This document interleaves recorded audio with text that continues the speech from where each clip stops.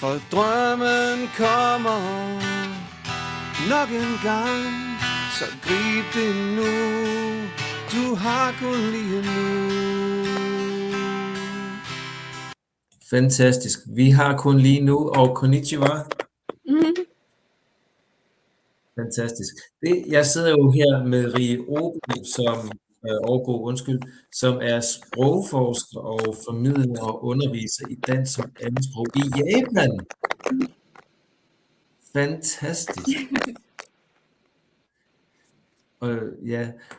Og ligesom for at vise folk, hvor langt væk er Japan, jamen, altså, det er jo en lille vej, altså det er 8.600 kilometer, 7 timer i tidsforskel, og det tager 13 timer i fly, så ja, velkommen. Tak. Fantastisk. Og tak fordi du vil tage dig tid, og det er jo det med at planlægge det. Nu er det jo nu er det eftermiddag aften i Japan, ikke? Jo, det er snart klokken 5:15. Nej, 7. Ja. Ja, og det er jo spændende. Vil du fortælle lidt om, hvem du er? Okay, ja. Jeg hedder Rie Åbe, og jeg underviser i dansk på Osaka Universitet i Japan. Jeg har selv læst dansk på Osaka Universitet i mange år, som bachelorstuderende og som masterstuderende. Men da jeg læste til Ph.D., så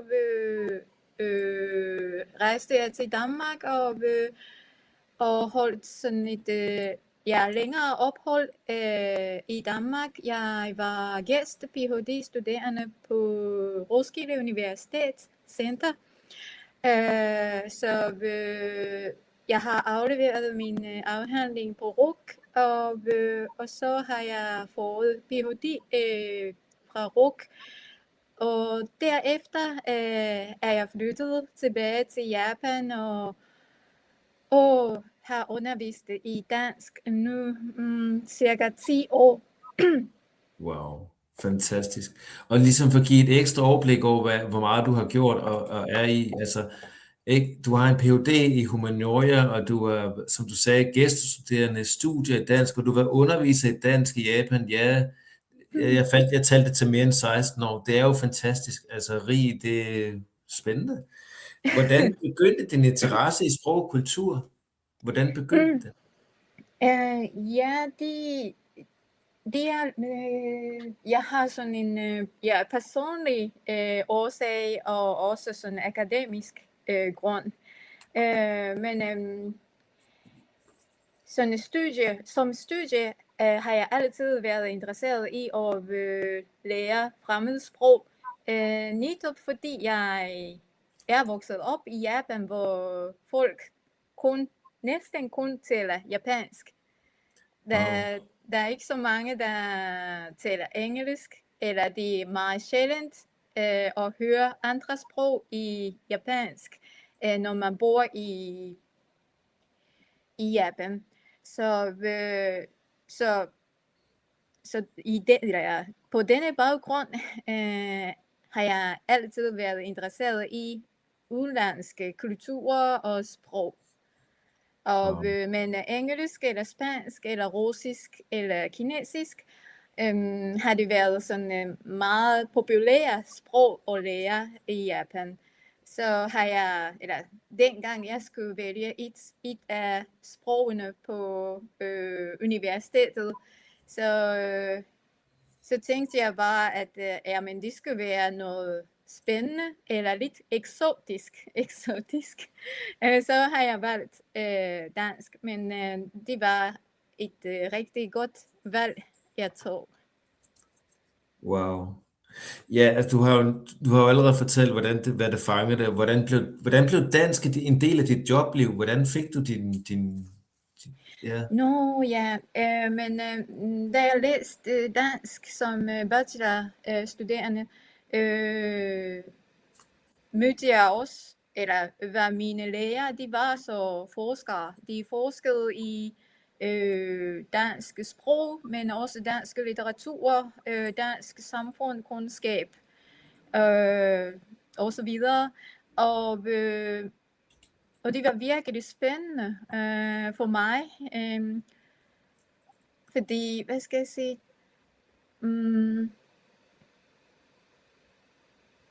det var ikke kun at lære kultur og sprog. Mine lærere, de kunne give deres viden videre til de unge studerende. Og det syntes jeg var virkelig fantastisk. Og så har jeg tænkt, at det kunne være virkelig dejligt, hvis det også kunne være mit job. Wow. Det er smukt, så det er jo en passion, du fortæller om. Altså, du vil gerne give det videre, hvad du selv har fået. Fantastisk, altså.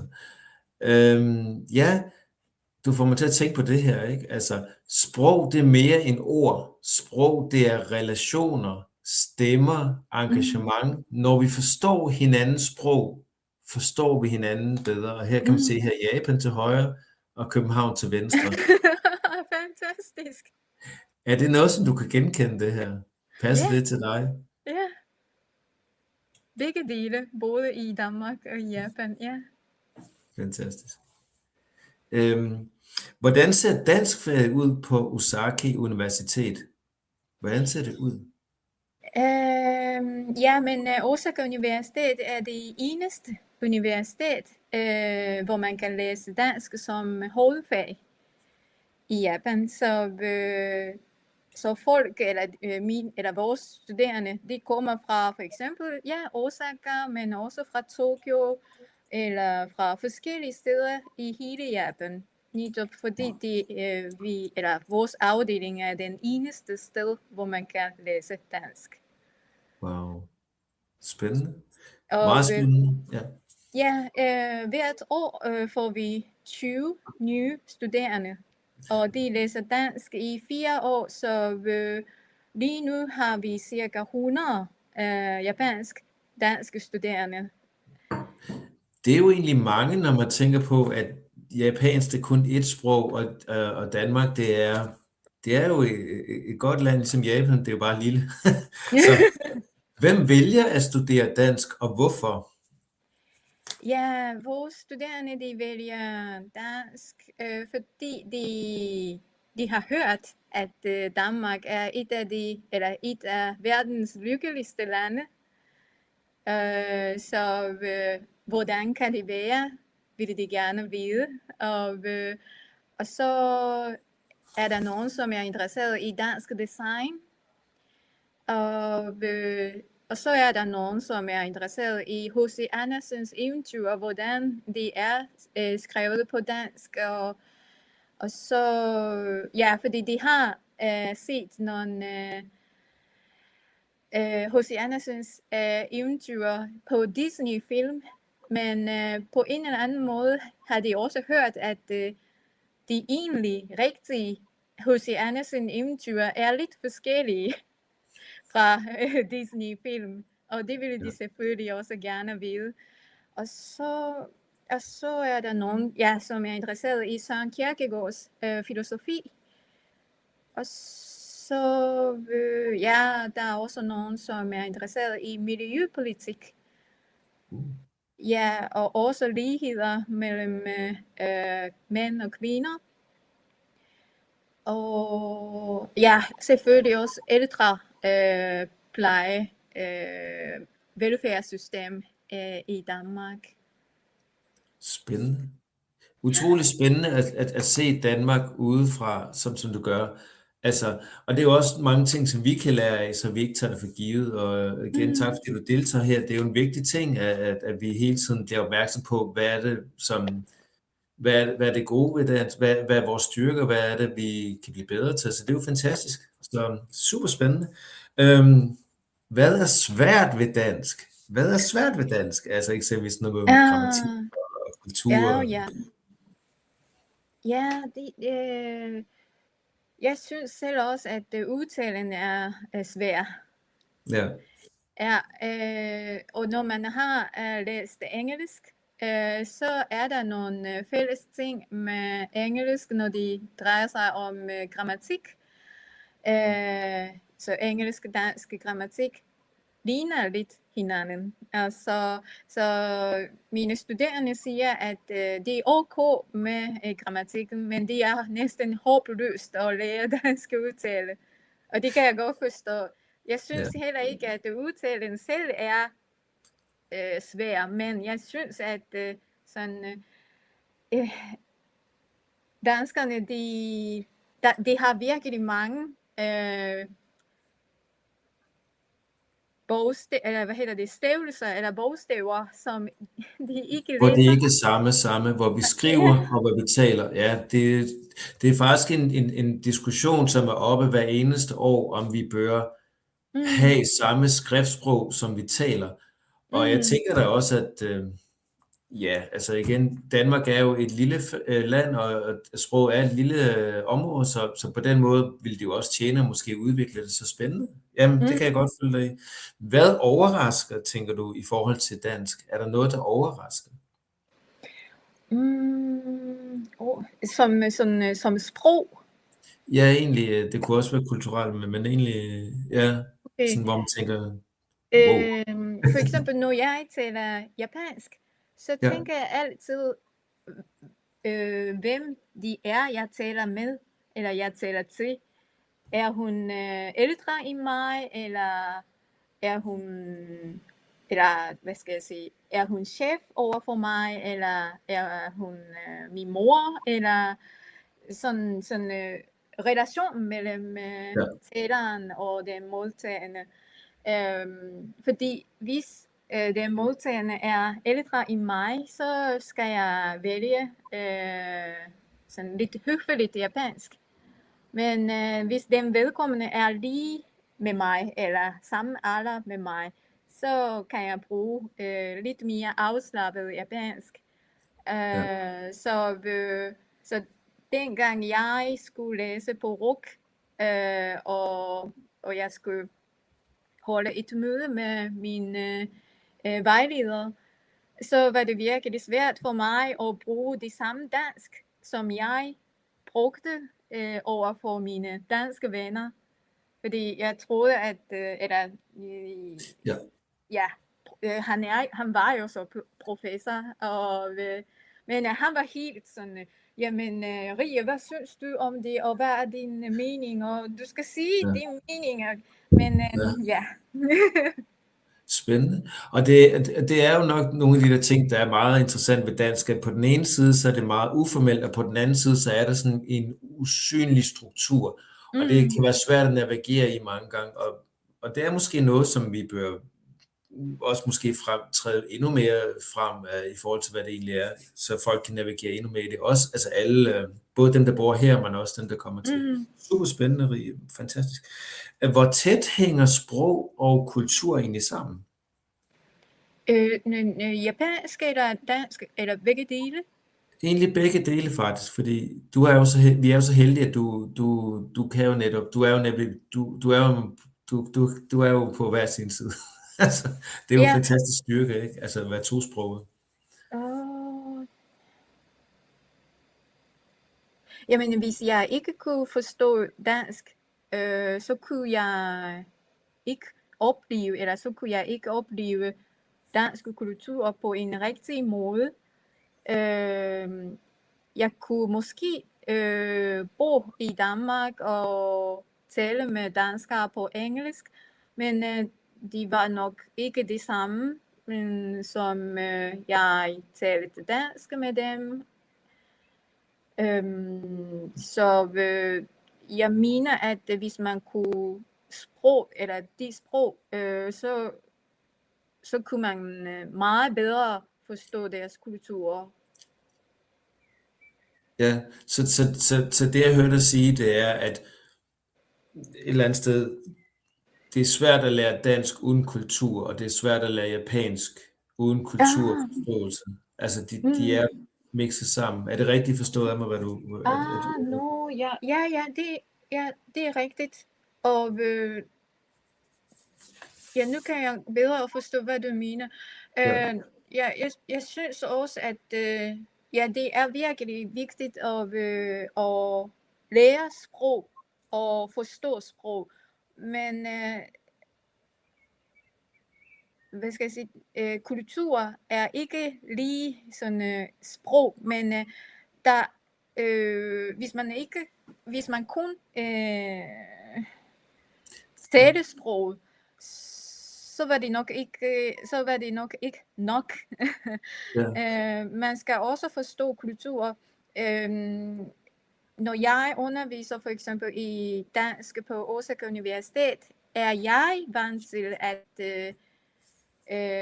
de japanske studerende er meget tilbageholdende, og de stiller ikke spørgsmål.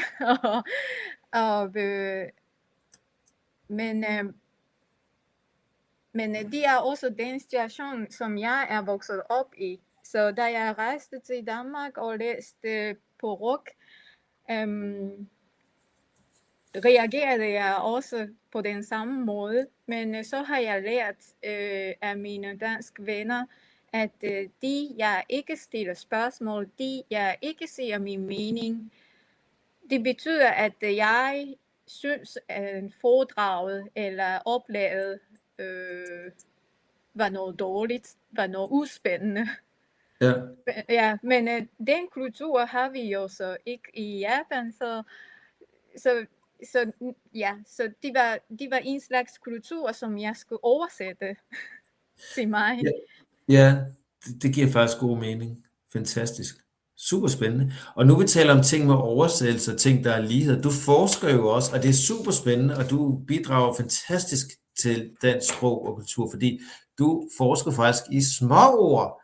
Og de her småord, de har nogle sociale betydninger. Jeg tillader mig lige at putte en slide op, som du også kan se her.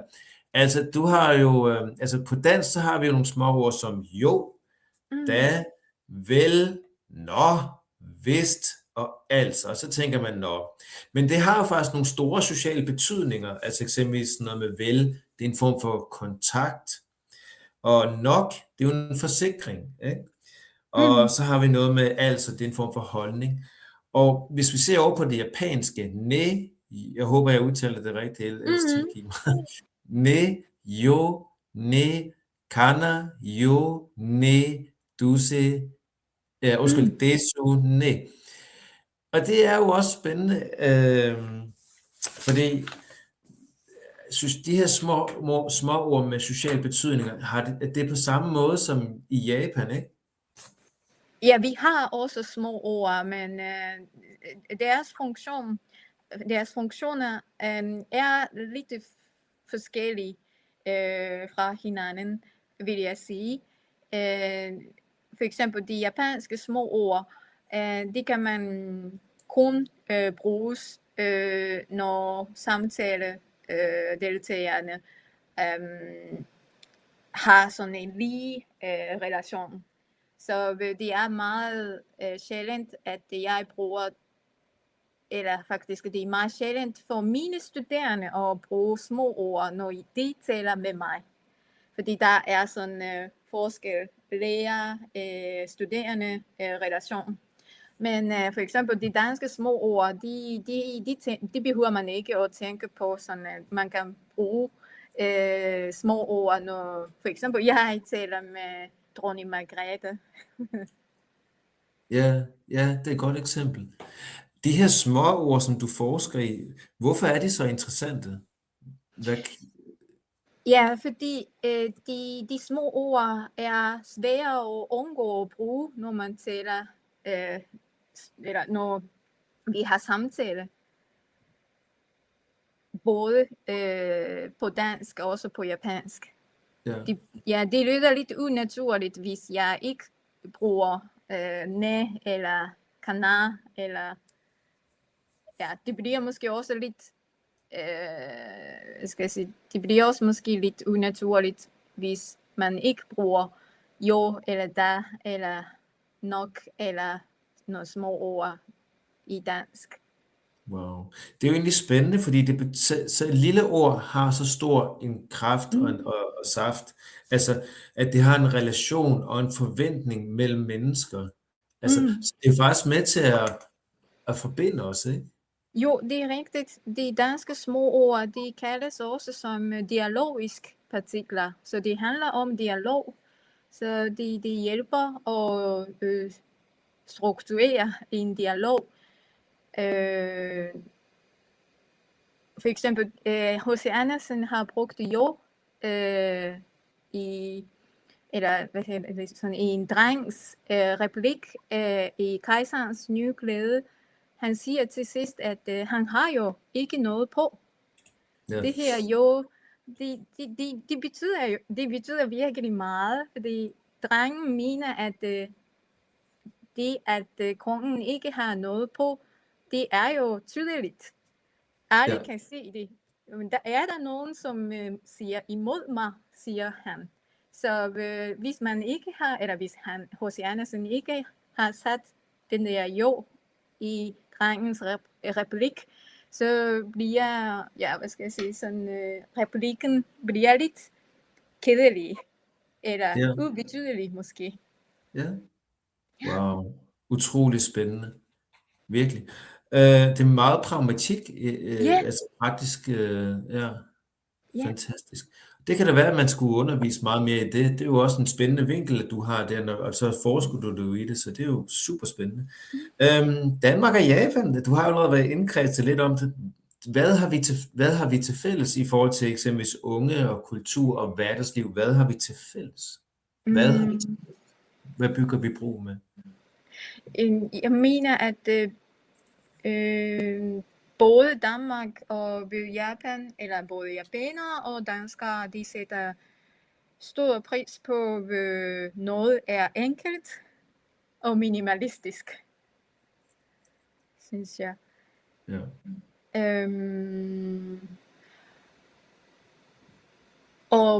Og både danskerne og japanerne, de er også lidt generet. Ja. Ja. Det er sjovt. Jeg siger altid til mange studerende, at danskerne, de er sådan 50% åbne og lukket, altså med respekt for folkefærd, men der er nok noget om den her form for generthed, at man er i en rolle, ret spændende for, utroligt. Hvad er så meget forskelligt fra Japan, og er det man... Ja. Ja, japanere, de er ikke så gode til at diskutere. Vi sætter stor pris på harmoni. Så diskussionen, de skaber ikke harmoni, mine japanere, så vi er ikke gode til at diskutere tingene. Men danskerne, de er virkelig gode til at diskutere, selvom de har diskuteret, og selvom de lyder som om de skændes, så er de gode venner igen, når de er færdige med at diskutere. Det synes jeg er fantastisk. Ja, man kan så sige, at de diskuterer tit på noget, hvor de ikke ved noget om, og det er jo så bagsiden af det, kan man sige. Fantastisk rig. Så hvad tænker du, at danskere kan misforstå med Japan og omvendt? Er der noget, vi misforstår ved hinanden? Eller er der noget, vi misforstår? Eller det er jo ikke sikkert, at vi gør, men det kunne være, at der er noget, vi misforstår.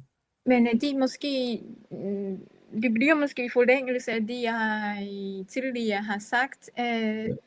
Fordi japanerne er tilbageholdende, så tror jeg for eksempel vores danske lærer, de kommer til at tænke, at okay, de er ikke interesseret i, hvad de har læst, eller de er ikke interesseret i, hvad jeg har sagt, eller men når de har så undervist i dansk i Japan længere, så lærer de også, at det ikke er et tegn på, at de ikke er interesseret i noget. De er bare tilbageholdende, og de tager lidt tid for dem at sige deres mening. Så ja, de kan godt være de kan godt misforstås, måske.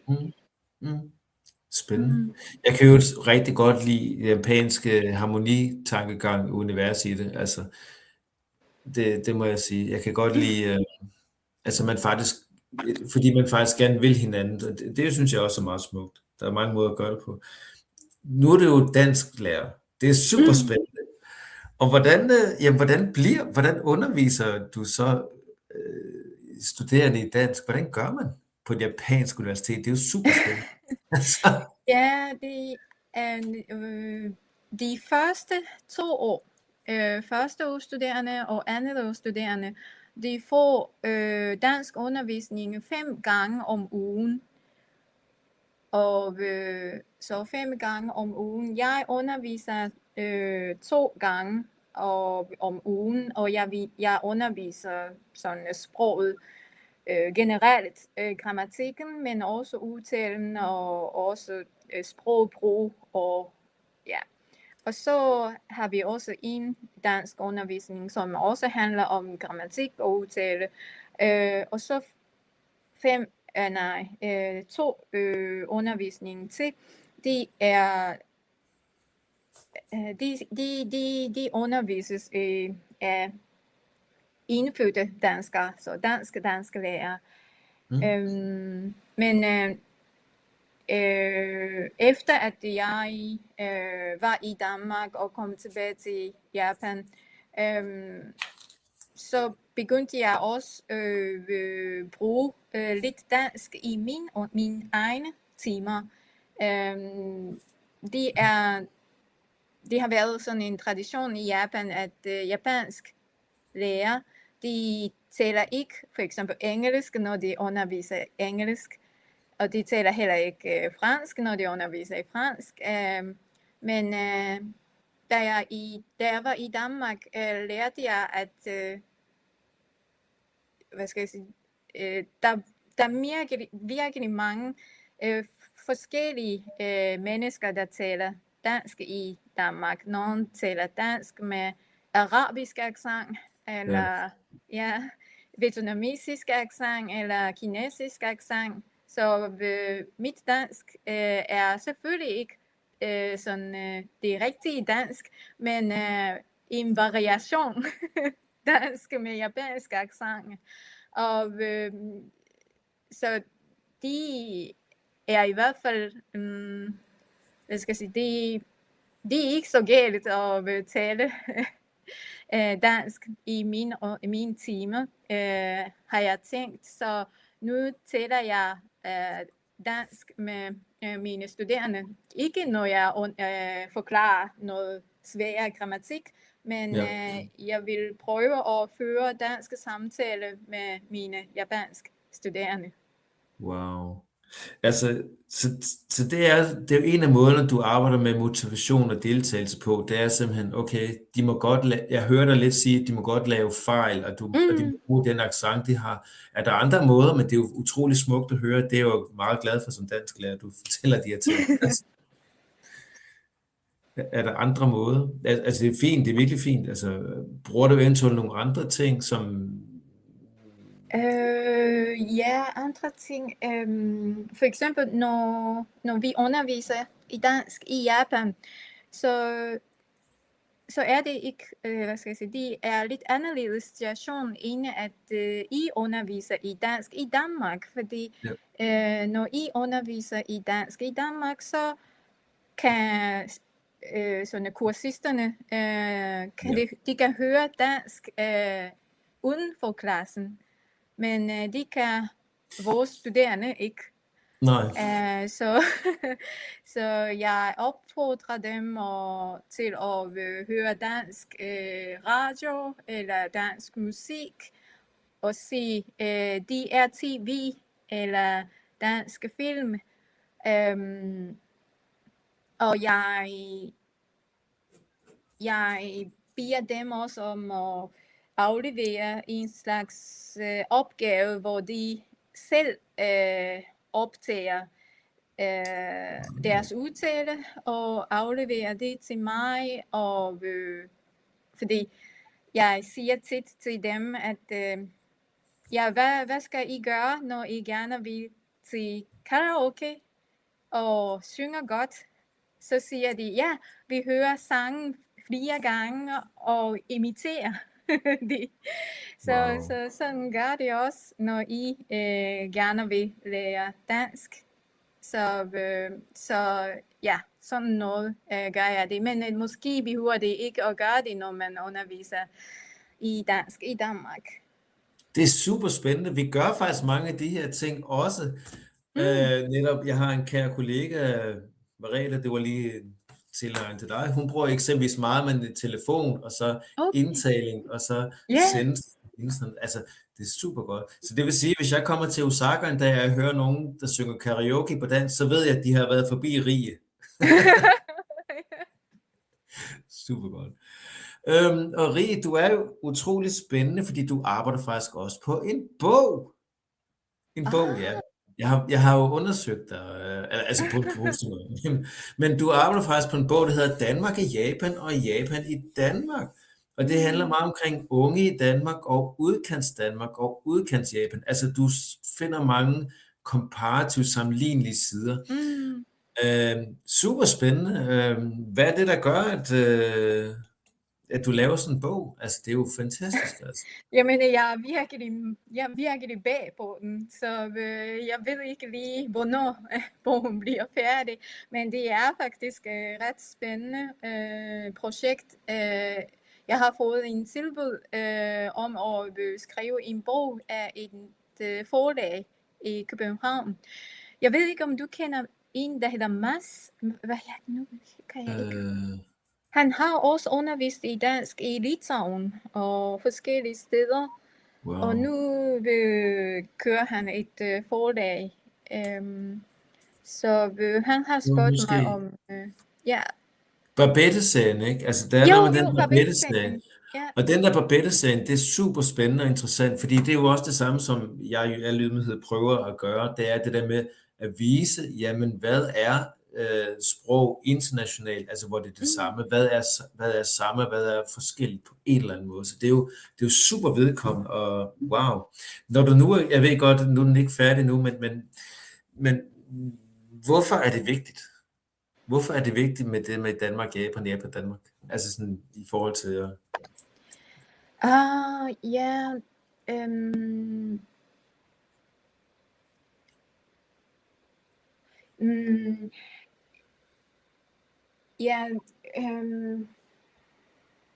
hvorfor er det vigtigt?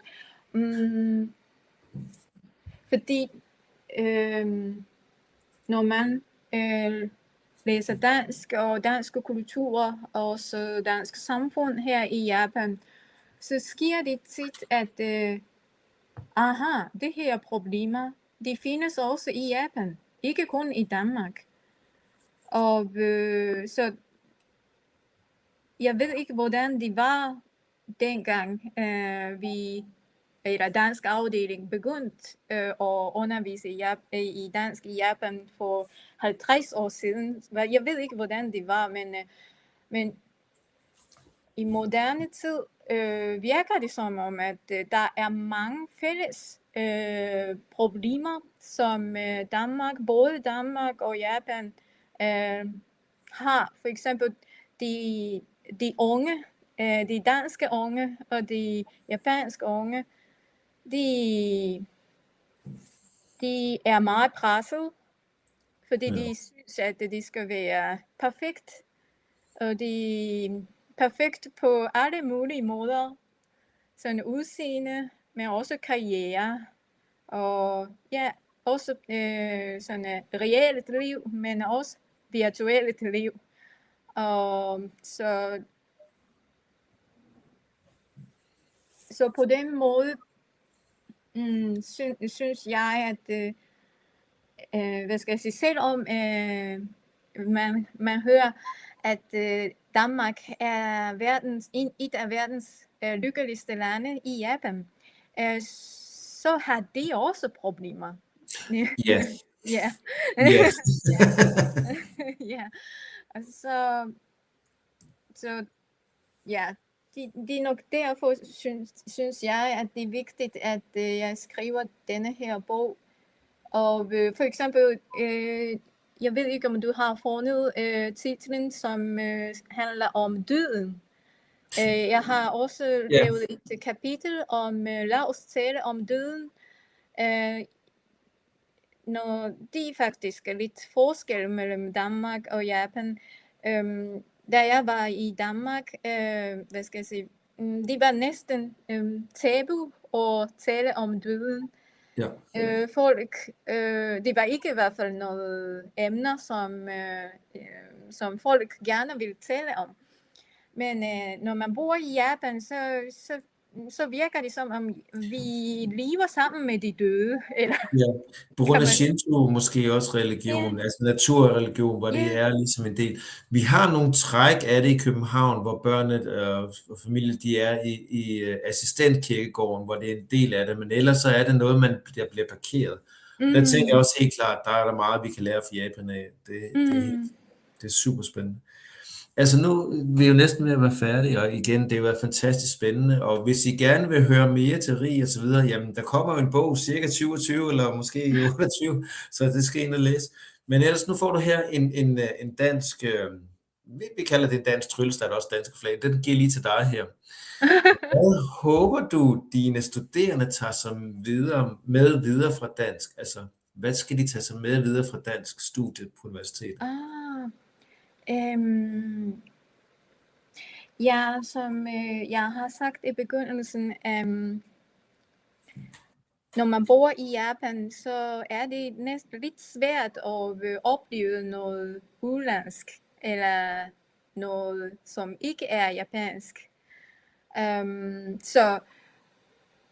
Så folk kommer tit til at sidde i et næsten lukket verden.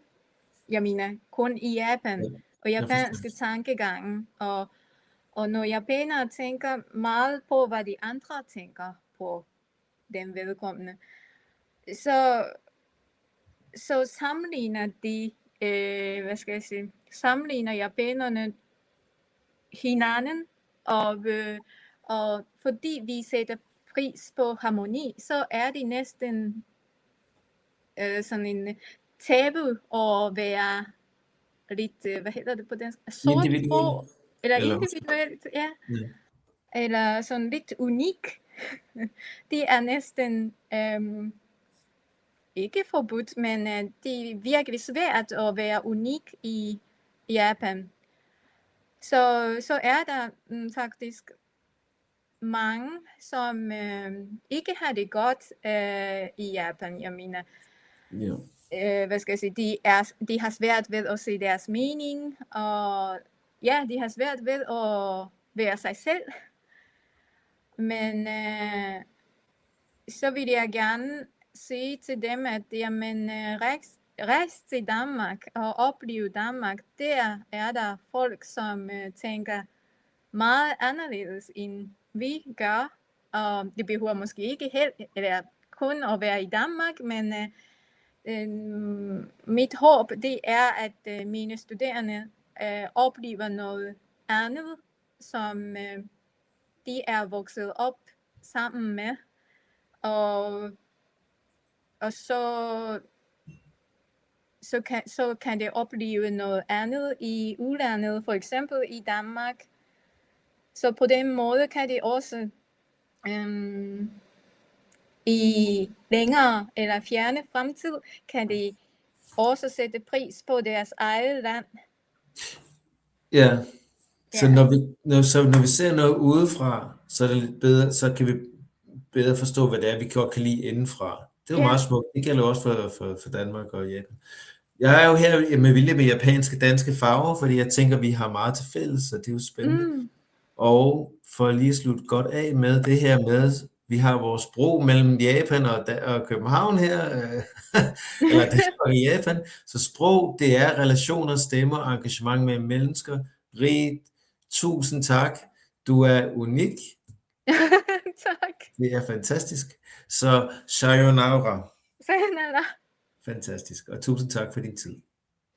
Det var så lidt. Det var bare en fornøjelse.